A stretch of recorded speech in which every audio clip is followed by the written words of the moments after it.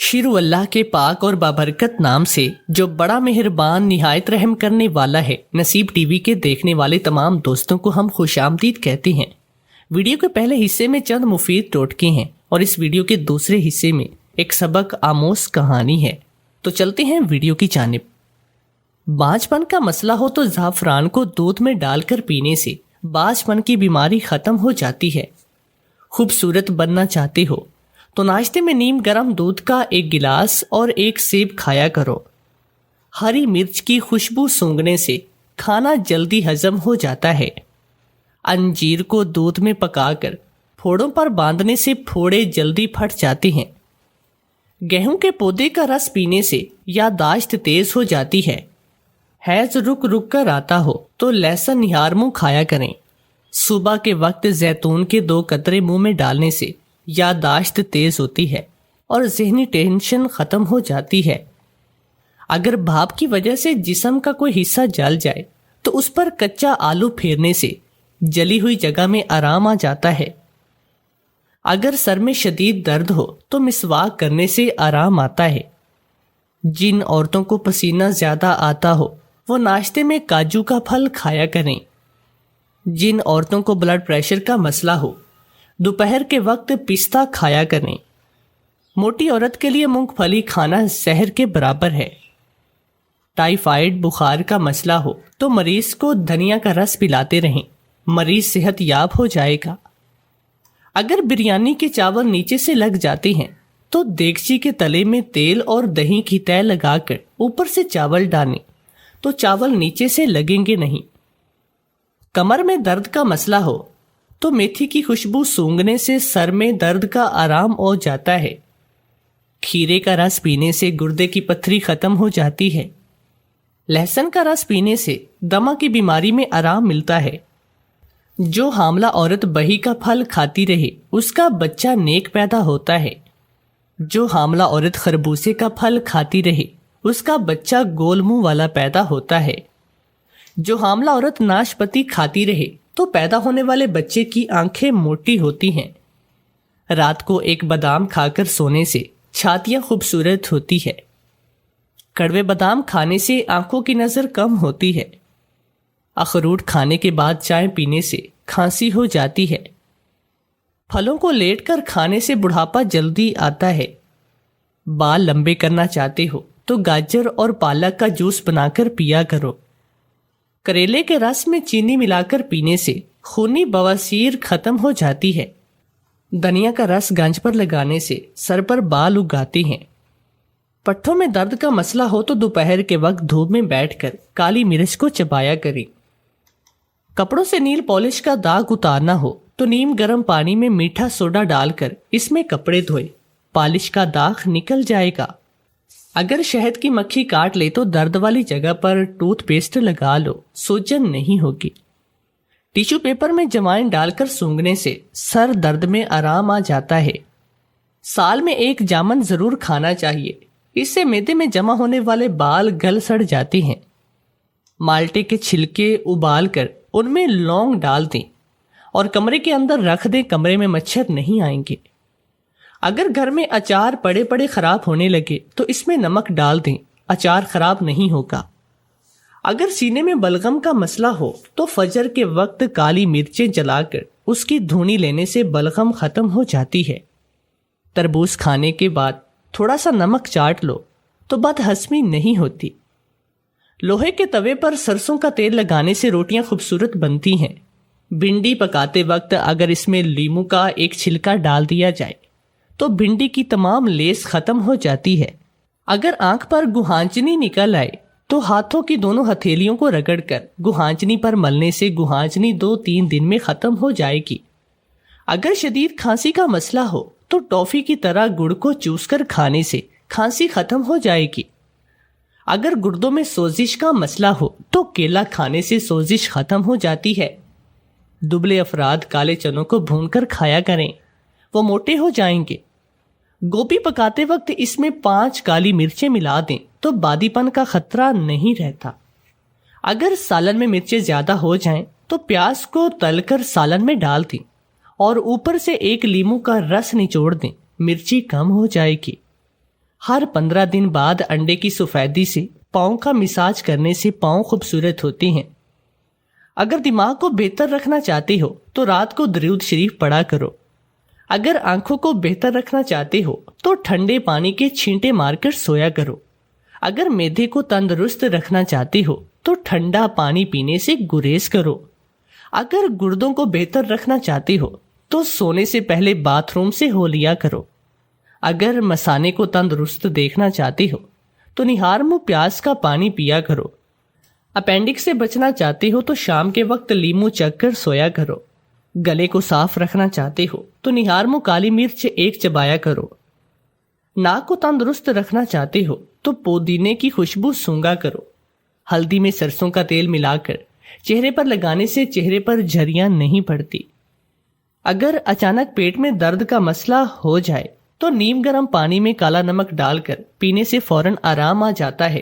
प्याज को काटने के बाद अगले दिन के इस्तेमाल के लिए मत रखें। ये एक ही रात में इंतहाई जहरीला हो जाता है और टॉक्सिक बैक्टीरिया पैदा कर देता है, जिससे पेट की बीमारियां जन्म लेती हैं।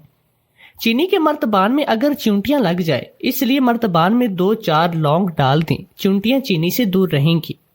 बरसात के मौसम में अगर नमक दानी में पड़े नमक में सैलन हो जाती है, इसमें 4-5 चावल के दाने डाल दें, नमक नमी से महफूज रहेगा। अगर हाथ या पैर जल जाएं तो फौरन पानी में नमक घोलकर लगाने से छाला नहीं पड़ेगा। अगर किसी किस्म का साग रखना हो तो पहले फ्रिज में तौलिया बिछा दें, फिर इसके ऊपर साग वगैरह रखें, साग खराब नहीं होगा। मिलट्ठी खांसी के लिए बेहतरीन है। जरा सी मिलट्ठी खाने से खांसी काफी हद तक कम हो जाती है, लेकिन मिलट्ठी ज्यादा खाने से फशार खून ज्यादा होता है। चमड़े का जो जूता बदनुमा हो जाए, उसमें तार पेन का तेल लगाने से जूते का रंग बदनुमा नजर नहीं आएगा, बल्कि रंग दोबारा निखर आएगा। अगर अचार खराब होने लगे तो इसमें लीमू का अर्क या सिरका शामिल करने से अचार खराब नहीं होता। अगर आप ऊनी कपड़ों पर फटकड़ी पीसकर छिड़क दें तो कपड़े बरसाती और कीड़ों से महफूज रहेंगे। अगर कपड़े पर स्याही का धब्बा लग जाए तो उस पर मोम लगाकर धोएं। पेट के दर्द में करेलों का पानी पीने से आराम आ जाता है। तो अब चलते हैं आज की सबक आमोस कहानी की जानिब। इस वीडियो को एंड तक लाजमी देखें। मेरी 10 साल की बेटी का पेट फूलने लगा था और मैं देख के डर गई कि पता नहीं क्या है। मेरी बहू कहने लगी कि अम्मी इसका चेकअप करवाते हैं, और मैं दिल ही दिल में दुआ गो थी कि अल्लाह कुछ ऐसा ना करना जिससे हम पर थू थू हो जाए। मैं और बहू डॉक्टरों के पास गए तो डॉक्टर ने देखते ही बोल दिया कि आपकी बच्ची हामला है और इसे तकरीबन 5 माह हो चुके हैं। ये सुनते ही मेरी रूह फना हो गई। फाखरा को देखा तो उसके चेहरे पर कुछ ऐसी बात रकम नहीं थी जिसे देखकर लगता कि उसने किसी के साथ बदकारी की है। बेटी को मैं अब सबसे छुपा कर रखती थी, क्योंकि अगर किसी को भी पता चल जाता या कोई भी देख लेता तो हम सबका जीना दोभर हो जाता। मैंने बहू से भी कहा था कि ये बात शौहर को ना बताए, जल्दी इसका कोई ना कोई हल निकालते हैं, क्योंकि इस तरह तो गुजारा नहीं। मेरी बहू मेरी बात समझ चुकी थी। उसने मुझसे वादा किया कि वो ये बात किसी को नहीं करेगी। मुझे अपनी बच्ची के लिए हर वक्त डर सा लगा रहता। एक दिन मैंने अपनी बेटी को स्टोर रूम में सुला दिया और खुद उसके कमरे में सो गई, ताकि पता तो चले कि कमरे में कौन आता और जाता है या फिर किसी ने बाहर से ही। मुझे उसके बिस्तर पर पड़े कुछ ही वक्त गुजरा था कि कदमों की आहट सुनकर मैं चौंक गई, क्योंकि मेरी बेटी के साथ बदकारी करने वाला कोई और नहीं बल्कि उसका अपना ही सगा। मेरा नाम फौजिया है। मेरी उम्र 22 साल थी जब मैं ब्याह कर ससुराल आ गई। मेरी 2 औलादें थी। पहली औलाद तो अल्लाह ने शादी के फौरन बाद मुझे दी, जो कि लड़का था, मगर मुझे बेटी का बहुत शौक था। शौहर कई बार मुझे बोल चुके थे कि ये तो अल्लाह की देन है, तुम परेशान क्यों होती हो। अगर हमारे नसीब में बेटी का प्यार हुआ तो बेटी मिल जाएगी, वरना जो अल्लाह को मंजूर तुम हर वक्त रोती ना रहा करो। हर काम में कोई ना कोई मुसहलत छुपी होती है। हो सकता है इसमें कोई बेहतरी हो। रब के फैसलों पर यकीन रखना सीखो। मैं जब भी कभी बेटी का नाम लेती तो शौहर इस तरह मुझे समझाते। मैंने दूसरी औलाद के लिए बहुत मन्नतें और मुरादें मांगी थी। अल्लाह ने मेरी मुराद सुन ली और मैं हामला हो गई। उस वक्त मेरा बेटा 15 साल का था। पहली औलाद का इतना बड़े होकर दूसरी औलाद की खुशखबरी सुनना थोड़ा मायूब था, मगर मैं खुश थी। अभी मेरा दूसरा ही माह था कि घर में आग लग गई। तो कभी मेरे शौहर का एक्सीडेंट हो गया। اسی طرح پورے 9 ماہ کوئی نہ کوئی بدشگنی ہوتی رہی۔ اسلام میں بدشگنی، شگن وغیرہ حرام ہے، مگر اسلام کو ماننے والوں نے میرے ہونے والے بچے کو بہت غلط ناموں سے نوازنا شروع کر دیا تھا۔ مجھے اللہ پہ یقین تھا کہ یہ سب تو نصیب کا کھیل ہے، ورنہ اس طرح کچھ نہیں ہوتا، نہ ہی کوئی بچہ یا انسان بدشگن ہوتا ہے۔ چونکہ گاؤں کے لوگوں میں وہی پرانے رسم و رواج اور سوچ پائی جاتی ہے، اس لیے ان کو یہی سب کچھ لگتا ہے۔ میرے 9 ماہ مکمل ہو چکے تھے، ڈیلیوری کا وقت قریب تھا۔ ڈاکٹر نے میرے شوہر کو حوصلہ دیا اور آپریشن تھیٹر میں آ گئے۔ وہ وقت میرے شوہر پر قیامت جیسا تھا۔ اللہ نے ان کی دعائیں سن لی اور چاند جیسی بیٹی سے میری گود بھری کر دی۔ جب مجھے ہوش آیا اور شوہر نے یہ خبر سنائی تو میرے پاؤں سے زمین نہیں ٹک رہی تھی۔ میں بہت خوش تھی کہ اللہ نے مجھے بیٹی جیسی نعمت سے نوازا ہے۔ میری منتیں اور مرادیں پوری ہوئی۔ میں چلا کاٹنے کے بعد پہلے اپنے شوہر کے پاس گئی اور کہا کہ مجھے بیٹی کی منتیں اتارنی ہیں۔ انہوں نے کہا کہ یہ سب نہیں ہوتا، دینے والا اللہ ہے، پھر ہم کیوں اس کے علاوہ کہیں اور جا کر شکر کریں؟ تم تو شرک کر رہی ہو۔ یہ بات سن کر میں نے اپنا سینہ پیٹ لیا اور کہا، اللہ مجھے معاف کرے، میں شرک نہیں کر رہی، میں جانتی ہوں دینے والی ذات اللہ کی ہے۔ اللہ نے وسیلے بنائے ہیں، ان کا واسطہ دے کر جب ہم مانگتے ہیں تو اسے اپنے نیک بندوں کے صدقے سے پوری کرنی ہوتی ہے۔ باقی آپ کی بات بالکل بجا ہے، بے شک اس ذات کے علاوہ کسی کا شکر ادا نہیں کیا جا سکتا، وہی دینے اور لینے والا ہے۔ میرے شوہر جانتے تھے کہ میں ان سے نہیں جیت سکتی، اس لیے کہنے لگی، ٹھیک ہے میں منتیں اتار دوں گا، مگر تم گھر پر ہی رہو گی، تم نے منت پوری کرنی ہے نا، وہ اتر جائے گی، کسی بھی دربار پہ تمہارا جانا ضروری نہیں۔ مجھے آم کھانے سے غرض تھی تو میں گٹلیاں کیوں بنتی؟ اسی پر راضی ہو گئی اور شوہر سے کہا کہ ٹھیک ہے، آپ کی جیسے مرضی آپ کر لیں۔ میں نے اپنی بیٹی کا نام فاخرہ رکھا تھا۔ میرا بیٹا صفدر اپنی بہن کا بہت خیال رکھتا تھا، مگر جب بھی وہ اسکول سے آتا تو اکثر گمسم رہتا۔ میں نے کئی بار اسے پوچھا کہ بیٹا کیا بات ہے، تو اس نے کہا کہ اسکول کے بچے چڑھاتے ہیں کہ تم 15 سال کے ہو چکے ہو اور تمہارے ماں باپ نے اب بیٹی پیدا کی ہے۔ جب صفدر نے مجھے یہ بات بتائی تو ایک پل کو میں کانپ گئی کہ اپنے بیٹے کو بتانے کے لیے میرے پاس کچھ نہیں تھا۔ پھر کچھ سوچ کر میں اس کے پاس بیٹھ گئی۔ میں نے اسے بتایا کہ بیٹا یہ تو اللہ کی دین ہے اور تمہیں خوش ہونا چاہیے کہ تمہاری بہن آئی ہے جس سے تم ہر اپنا دکھ اور سکھ بانٹ سکتی ہو۔ میں نے اسے سمجھایا کہ صفدر بیٹا، اگر کل کو میں اور تمہارے ابو اس دنیا میں نہ رہے، تم اکیلے ہوگے، تمہیں کوئی پریشانی ہوگی تو تم لوگوں سے بانٹتے پھرو گے۔ اس نے کہا، نہیں امی۔ تو میں نے مزید اسے سمجھایا کہ بچے تب تم وہ بات اپنی بہن سے کر سکتے ہو، وہ کسی کو نہیں بتائے گی اور تمہارا خیال بھی رکھے گی جیسے میں رکھتی ہوں۔ اپنی بہنوں کے لیے بھائی بہت پیارے ہوتے ہیں۔ صفدر مطمئن ہو چکا تھا، یعنی اسے میری بات سمجھ آ چکی تھی۔ فاخرہ سے ہم سب بہت پیار کرتے تھے۔ وہ دن بدن خوبصورت ہوتی جا رہی تھی، یوں لگتا تھا گویا زمین پر چاند اتر آیا ہو۔ میں روز اس کی نظر اتارتی تھی۔ جب فاخرہ 7 سال کی تھی تو ایک دن اسے بخار ہو گیا۔ ہم نے پورے گاؤں کے ڈاکٹروں سے علاج کرواتے رہے، مگر اسے آرام نہیں آیا۔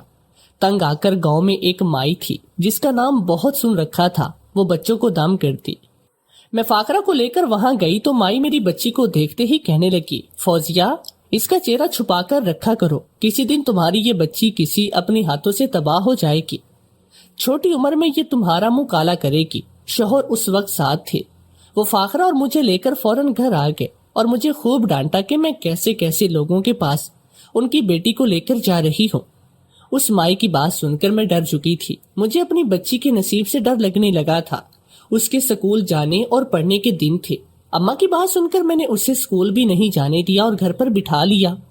میرے شوہر نے اس بات پر خوب شور مچایا، مگر میں اپنی بات سے 1 انچ بھی نہ ہلی۔ فاخرہ اب سمجھدار ہو چکی تھی۔ اس کی عمر 9 سال تھی۔ وہ اکثر گھر سے باہر کھیلنے کے لیے جاتی اور گھنٹوں آ کر روتی۔ باہر بچیاں اس کا مذاق اڑاتی ہیں کہ وہ ان پڑھ ہے۔ میں اپنی بچی کا دکھ سمجھتی تھی، مگر ایک ماں ہونے کے ناطے میں کیا کر سکتی تھی۔ صفدر نے بھی بہت ضد کی کہ میں غلطی کر رہی ہوں، وہ اپنی بہن کو اسکول چھوڑ کر آیا کرے گا اور اسے لے کر بھی آیا کرے گا، مگر میں نے اجازت نہ دی۔ صفدر 24 سال کا ہو چکا تھا، بیٹا جوان ہو چکا تھا، اس نے BA تک تعلیم حاصل کر لی اور شہر کے سب سے بڑے دفتر میں کام بھی کرتا تھا۔ کئی بار اس کے رشتے گھر آ چکے تھے، مگر مجھے ابھی وہ چھوٹا سا صفدر ہی لگتا۔ کئی بار مجھے رشتے داروں میں لوگوں نے کہا کہ بیٹے کی جلدی شادی کر لو، ورنہ ایسا نہ ہو کہ وہ بغیر بتائے شہر میں کہیں چھپ کر شادی کر لے۔ یہ بات سن کر میں ڈر گئی۔ میں نے بیٹے کی شادی کے لیے رشتے دیکھنا شروع کیے۔ جب صفدر کو پتا چلا تو اس نے کہا، امی آپ جب کہیں گی میں کر لوں گا، اور جہاں کہیں گی میں وہیں کروں گا۔ میرے شوہر کی طبیعت بھی خراب رہنے لگی تھی۔ انہوں نے بیٹے کا رشتہ گاؤں میں ہی طے کر دیا تھا۔ لڑکی پڑھی لکھی نہ تھی۔ میں نے جب اصرار کیا تو شوہر کہنے لگے کہ میں اب زبان دے چکا ہوں اور لڑکی اچھی ہے، ہماری خدمت کرے گی، صفدر کو بھی خوش رکھے گی، تمہیں کس بات کا ڈر ہے؟ فاخرہ بھائی کی شادی کا سن کر بہت خوش ہو گئے۔ اس وقت وہ 9 سال کی تھی جب صفدر کی ہم نے شادی کی اور بشرا کو بہو بنا کر ہم گھر لائے۔ بشرا گھرداری میں ماہر تھی۔ شادی کے 3 ماہ میں ہی وہ ہم سب کا دل جیت چکی تھی۔ میں تو اسے دعائیں دیتے نہ تھکتی کہ چلو اللہ نے اتنی سگڑ بچی میرے بیٹے کی دلہن بنا دی۔ فاخرہ ہر وقت بھائی بھابھی کرتی رہتی۔ بشرا کے آنے کے بعد بھی صفدر فاخرہ کو زیادہ وقت دیتا تھا جیسے شادی سے پہلے دیتا تھا۔ بشرا اس بات کا ہم سے شکوہ نہیں کرتی، مگر میں یہ بات اس کے چہرے سے پڑھ چکی تھی۔ میں نے صفدر کو یہ بات سمجھائی کہ بیٹا اس بات کا خیال رکھو کہ بیوی اور بہن میں کوئی بات نہ ہو، تم اسے زیادہ وقت دیتے ہو اور اسے کم دیتے ہو۔ بیٹے کی شادی کو 7 ماہ ہو چکے تھے، مگر میں نے نوٹ کیا تھا کہ جیسے میری بہو کا اپنے میکے آنا جانا بہت ہے اور وہ ہر ہفتے میں 2-3 بار میکے کا چکر لگا کر آتی ہے، جو بات مجھے بالکل پسند نہ تھی۔ میں نے بہو کو منع کیا تو اس نے کہا، امی ایک گاؤں میں شادی کروانے کا یہی تو فائدہ ہے، جب مرضی اپنے والدین سے ملنے چلے جایا کرو۔ اس کی بات سن کر میں حیران رہ کے بہو کی بات چیت مجھے اب ایک آنکھ بھی نہیں بھاتی تھی۔ مجھے ایسا لگتا تھا جیسے میں کچھ زیادہ سوچ رہی ہوں۔ ایک دن محلے میں کسی کے گھر محفل تھی تو میں وہاں پر چلی گئی۔ وہاں مجھے ایک عورت نے کہا، فوزیہ تمہاری بہو بشرا وڈیروں کے گھر کیوں جاتی ہے؟ تم جانتی نہیں ہو وہ لوگ کتنے خطرناک ہیں، پورے گاؤں میں ان کی دہشت ہے، تم اسے منع کیوں نہیں کرتی؟ یہ بات سن کر میں ڈر گئی تھی کیونکہ بہو نے تو کبھی وڈیروں کے گھر جانے کا ذکر مجھ سے کیا بھی نہ تھا۔ گھر آ کر بھی میں یہ بات سوچتی رہی مگر مجھے کوئی جواب نہیں ملا۔ فاخرہ بھی ان دنوں کچھ چپ چپ سی رہنے لگی تھی، اس کی رنگت پیلی پڑنے لگی تھی۔ میں بچی کو دیکھ کر پریشان تھی اور ڈاکٹر کے پاس لے جانا تو بہو نے روک دیا تھا۔ ویسے ہی غذا کی کمی ہے، 7-8 دن خالص غذا اپنی نند کو کھلاؤ گی تو دیکھنا امی کیسے ٹھیک ہوتی ہے۔ میں اس کی بات سن کر مطمئن ہو گئے۔ فاخرہ کو بہو پچھلے 7 دن سے طاقت کی غذا کھلا رہی تھی، مگر وہ تھی کہ دن بدن سو کر کانٹا بنتی جا رہی تھی۔ میری بہو مجھ سے پوچھ کر اسے اپنے گھر لے گئی کہ امی اس کا وہاں دل بہل جائے گا۔ میں نے بھی بچی کو اجازت دے دی کہ چلو لے جاؤ۔ فاخرہ تو چاند کا ٹکڑا تھی، مگر اب اس کو دیکھ کر کوئی نہیں کہہ سکتا کہ یہ پہلے والی فاخرہ ہے۔ دن گزرتے جا رہے تھے اور اس کی طبیعت میں کوئی فرق نہیں آیا۔ میں نے کئی بار شوہر سے اس بات کا کہا تو وہ کہنے لگا کہ شہر لے چلتے ہیں، صفدر جس دن گھر آتا۔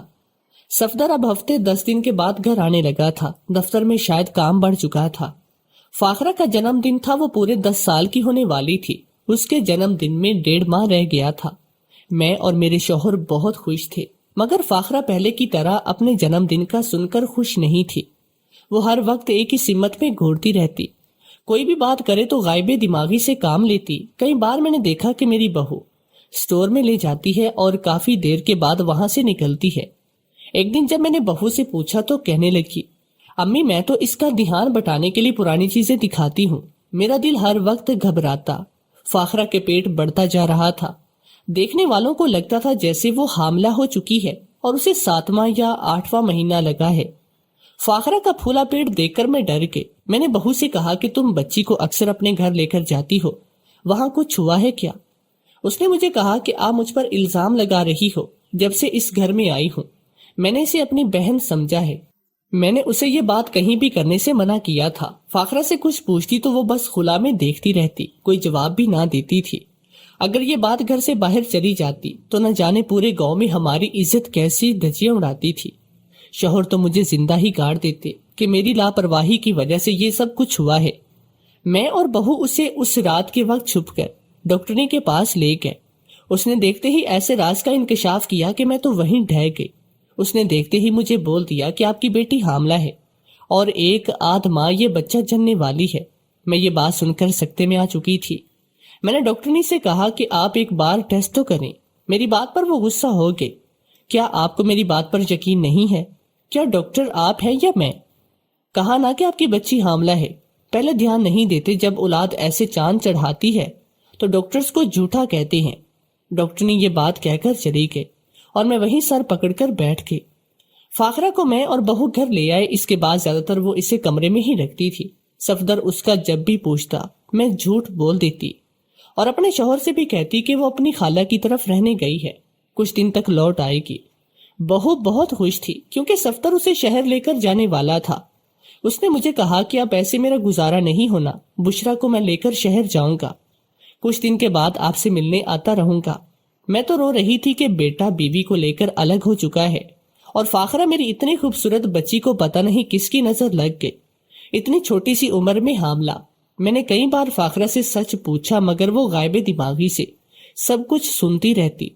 میں تو بہت پریشان تھی۔ اسی دن سونے کے لیے لیٹی تو جھٹ سے مجھے وہ مائی یاد آئی جس نے فاخرہ کو بخار کا آرام کیا تھا، جس نے کہا تھا کہ میں اپنی بیٹی کو چھپا کر رکھوں ورنہ یہ اولاد میرا منہ کالا کرے گی۔ اسی اماں کی بات بالکل سچ تھی۔ جس اولاد کے لیے میں نے اتنی دعائیں کی وہی بڑھاپے میری خواری کا سبب بن رہی تھی۔ صبح ناشتے کے بعد میں بہو سے جھوٹ بول کر اسے اماں کی طرف لے گئی۔ ہو سکتا ہے وہ میری مدد کرے اور کسی طرح میری جان اس مشکل سے نکل آئے، مگر مجھے اس کے ٹھکانے پر آ کر پتا چلا کہ وہ تو دوسرے گاؤں جا چکی ہے۔ بے دلی سے میں گھر لوٹ آئی اور بہو سے کہا کہ مجھے ڈاکٹرنی کے پاس لے چلو، ہو سکتا ہے وہی مدد کرے۔ میں اور بہو جب اس کے پاس آئے تو اس نے میری بچی کا بچہ ضائع کرنے سے منع کر دیا۔ یہ غیر قانونی کام ہے اور دوسرا اس میں آپ کی بچی کی جان کو خطرہ ہے، وہ ابھی بہت چھوٹی ہے۔ میں پریشان حالت میں گھر آگے سمجھ میں نہیں آتا تھا کہ کہاں سے اپنی اولاد کی خوشیاں مانگوں۔ میں نے دوبارہ اللہ سے رو رو کر دعا کی اور ساتھ ہی منت مانگی۔ میں اسے پھر اس اماں کی طرف گئی اور خدا کی کرنی ایسی ہوئی کہ دوسرے گاؤں میں وہ مجھے بآسانی سے مل گئی۔